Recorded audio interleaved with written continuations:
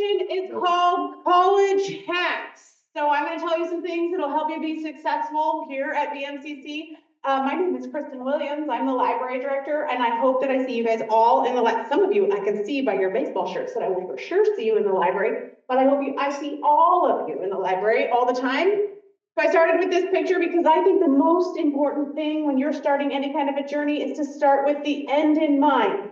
So you're all here looking to get a degree or a certificate, or maybe just to take one class, but we're starting with what our end goal is in mind. Think about that. No matter what decisions you're making, what you're going to do, think about what your end goal is. I should move this so it's easier for me.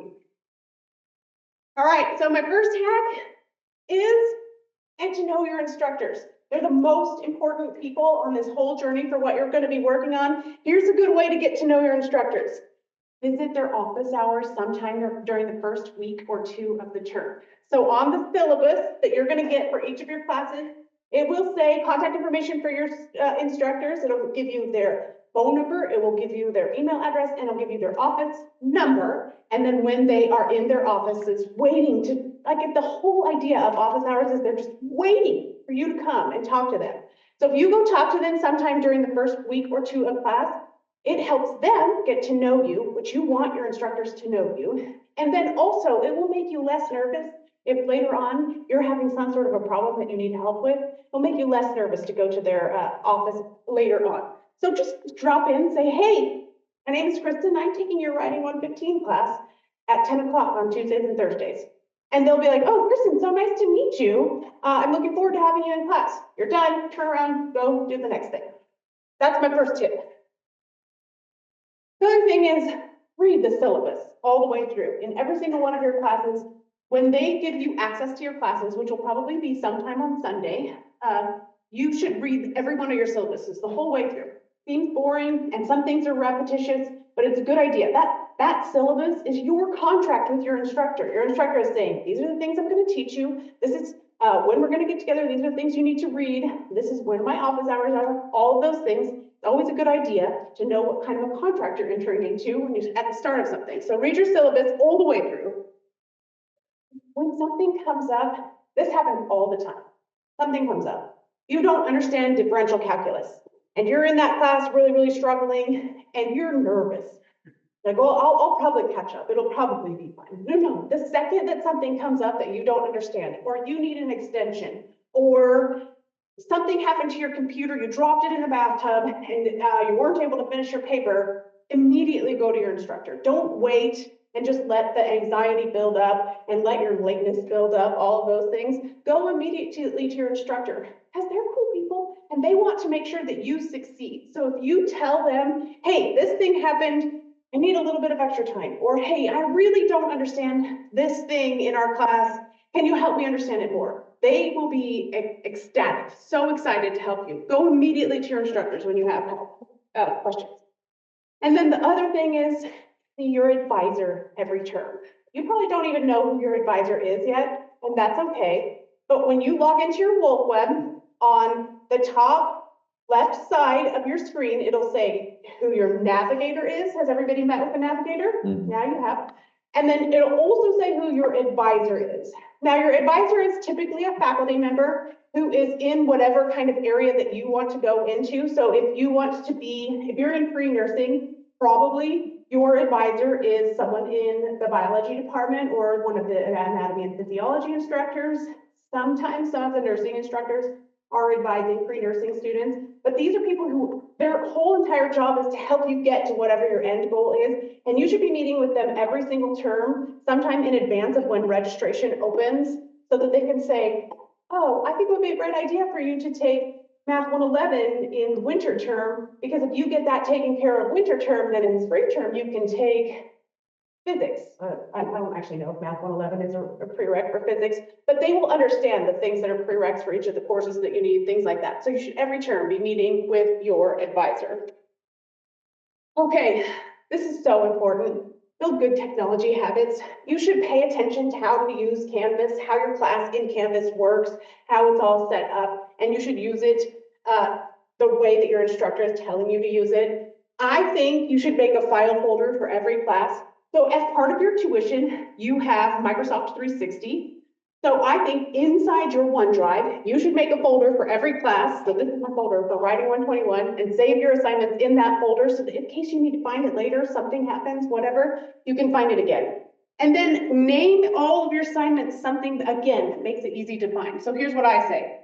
Class name, Writing 121, assignment 1 or essay 3 or whatever, something that will help you know what the assignment is, and then your last name. And then you turn it into your instructor with that file name also, and then they're gonna know that came from Kristen Williams. Oh, okay, now we know what's all happening here.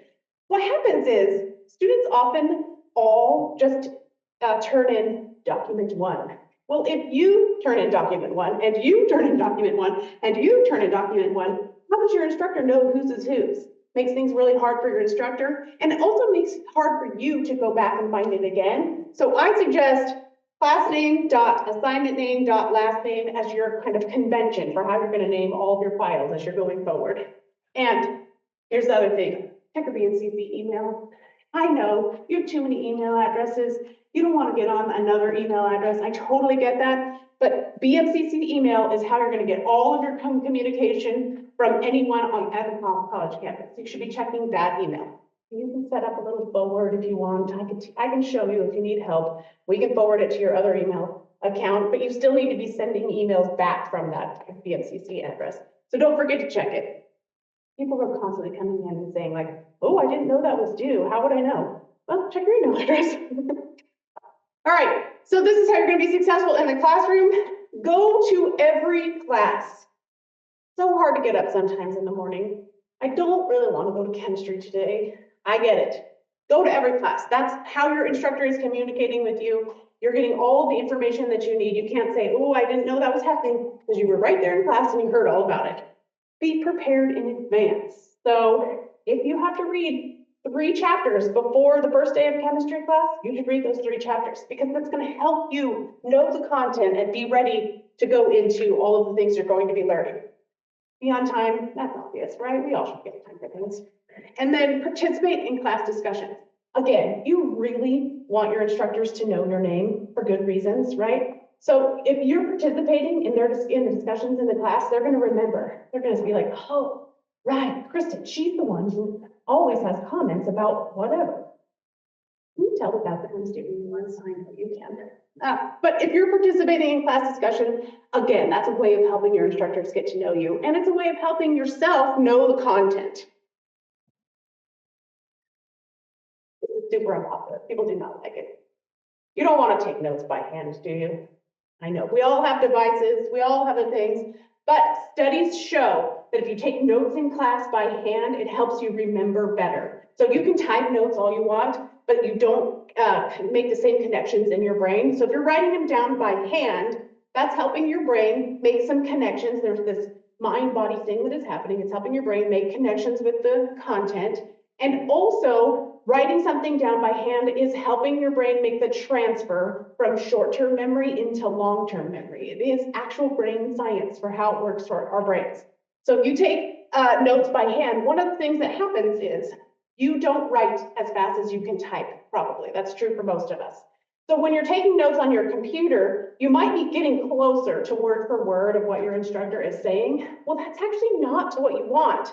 When you're taking notes by hand, you're not able to write word for word what your instructor is saying. So you are having to think actively about what's being said and figure out what the important things, maybe condense it a little bit, synthesize it in a way that makes sense for you. This is helping you connect with the content so that you will be more successful. You can always tell when the instructor is getting ready to say something that's like especially important. Pay attention to your instructor. Start listening to them when they're talking. You'll hear the cues in their voice of the things that they think are particularly important. Like maybe they'll get really excited, or maybe they'll slow down and enunciate even more. But you can tell by their cues, and then write those things down. Notes by hand is a really important way of connecting with the information, and you're helping yourself remember. Right. One of the most important things that you can do as a college kid is take control of your financial health. I do legitimately believe this. So there are some things that you can do to take control of your financial health right now. Like, take advantage of some free resources that are available for you here on campus. We have the food den, the food pantry available for all the students and staff people to use. You should take advantage of it. You should take advantage of the free services that the library has. We can check out a laptop to you. We have free tutoring available for all students. You can go down, right across actually from the library down in this other building is Trio, and they provide extra support services for students who are first generation students, or there's a few other categories of students that they particularly help. So you should find out about the services that are available for you on campus. Free services. Actually, I shouldn't even say free. You're paying for these services with your tuition, right? So you should take advantage of all the things that are available for you on campus. There are a ton of student discounts out there for you. So you've seen all around campus today, or if you haven't seen, pay attention. There's a QR codes on all the walls that talk about asking for your student ID. You have that student ID, then you can take advantage of a lot of student discounts. So I know cell phone companies often offer discounts for students. You can get a free 1-year account for Google's AI, Gemini, their professional AI, with your .edu email address. So there's a ton of student, I wrote some other ones down. Let's see. There's discounts available at Apple and Dell if you're in the market for buying your own computer. There's free subscriptions available for students to things like Amazon Prime or Apple Music or Spotify, the New York Times, other things like that. You should pay attention to the kinds of student discounts or freebies that you can get with your student ID. Get to know financial aid staff. Sometimes you might end up in a bind, right? Something might happen. You might have an emergency. Financial aid staff can help out with that. And also the foundation staff. Look, there are people available who can help with those kinds of things. And then also, we have a ton of student employment opportunities available on campus. So if you're looking for a job, especially if you qualify for federal work study, at the bottom of the website, there's something that says employment and a little data box that says student employment. Check it out. There's definitely the ag department has positions available. Athletics, I think, has some positions available. I know the library has positions available. So if you're looking for a job, that's a great place to come. Got to pay attention to my time. All right, let's talk about AI. Who here uses AI? You can raise your hand as well. I use AI. I'm raising my hand, telling you right now that I use AI. Is that okay? Yeah. It is okay. So some important things to know when you are thinking about AI. Number one, you need to know what your instructor said about AI use. Some of the instructors, and normally they will say something about this in the syllabus. If you don't see it in the syllabus, you should ask them specifically. Some instructors say, don't use AI at all for any of my assignments. And in that case, don't use AI at all for any of their assignments. Some instructors say, yeah, use AI for study aids. Use AI as a brainstorming tool. Use AI in whatever kinds of other ways. In those cases, definitely use AI to help you with those things. Never use AI just to write your paper for you, right? That's not, but you're not even learning anything if you do that. When you're using AI, you should always verify whatever it's telling you. I have a son, he's almost 17 now, but right before, when he was 15 and he's still driving with his permit, he wanted to know if he could drive with his permit with his sister, who's 2 years older than him, as the licensed driver. So he asked AI, and AI said, yes, a 15-year-old can drive with an 18-year-old driver as long as the 18-year-old driver is 21 years old. Well, that doesn't even make sense at all. So he had to go and find out the actual information from the Oregon Department of Motor Vehicles website to find out what the actual law was about that, because he had to go verify what AI was telling him. In the same way, anytime AI gives you any kind of information, and it's at the top of every Google search that you're doing now, right? Verify that what it's saying is accurate.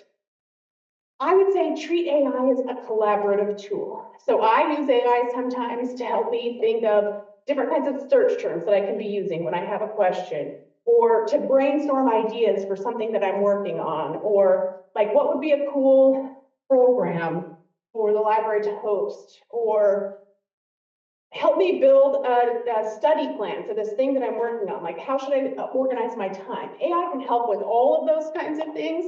It's a way of collaborating, of brainstorming. It's not a way of having it do your work for you. And then when you do use AI, you should cite your AI in whatever your work is. So if you're using AI as a brainstorm tool for a paper that you're working on, assuming that it's okay with your instructor, you should include that in your list of references. I did use AI, and this is how I used it. I'm almost done, because we're almost out of time. All right, so let's talk about some study methods. Has anybody here ever heard of the Pomodoro method? Do you do it? Does it work for you? Yeah, it does work. Who else? Does anybody? I thought, yeah, there you go. Works well. Your peers just told you. So here's the Pomodoro method. You set a timer and you study whatever the thing that you're working on for that 25 minutes. You can do anything for 25 minutes, right? Set a timer for 25 minutes, study for a while for that 25 minutes, then take a break for 5 minutes. And then do it again. That's called one Pomodoro. And then do it again. And then after 4 Pomodoros, then you take a longer break, like a 30-minute break or something. When you are doing something like that in time frames, it helps you kind of break up the studying that you're doing. And it also, again, helps your brain retain the information that you're working on. Same thing with chunking. A couple of ways of thinking about chunking. You're grouping similar information together to create categories, which again helps your brain remember the things. So like if you're memorizing the bones in the body, well, you're going to group like the hand bones into a group in your mind. So this hand, it has these bones, instead of thinking about the whole body as one unit. Or whoever used Roy G. Biv, is that an old thing? Does anybody use Roy G. Biv anymore? Okay, well, that's how I remember the colors of the rainbow. Roy G. Biv. Red, orange, yellow, green, indigo, violet. That's how they taught us what blue, indigo, violet. So they taught us when I was a kid. That's a kind of chunking, creating an acronym like that to help you remember. We have BrainFuse online tutoring available for all students. It'll be on the left-hand side of all of your Canvas classes. Inside BrainFuse, you can access a live tutor if that's what you're after, but also it will help you make flashcards or practice quizzes, things like that. It's another great way of studying. And then AI can also help you study. You can use whatever your preferred AI is. You can upload your notes from class or like the chapter that you read, all of those things. And then you can say to AI, summarize this information, or create a study guide for me, or let's make some flashcards. Help me visualize this, create a visual model of this information for me, those kinds of things. AI can really help with that kind of information. And when you're uploading your notes, assuming that you took good notes, or your textbook chapter, then you can know that it's working from information that's good. Like this is the things that your instructor already told you, and it's going to help you create some study information from that. That was a lot. They gave us a very short amount of time, so we're out of time. But if you have any questions, I'm happy to answer questions. And also, please come back to the library, and I can help with all of these things.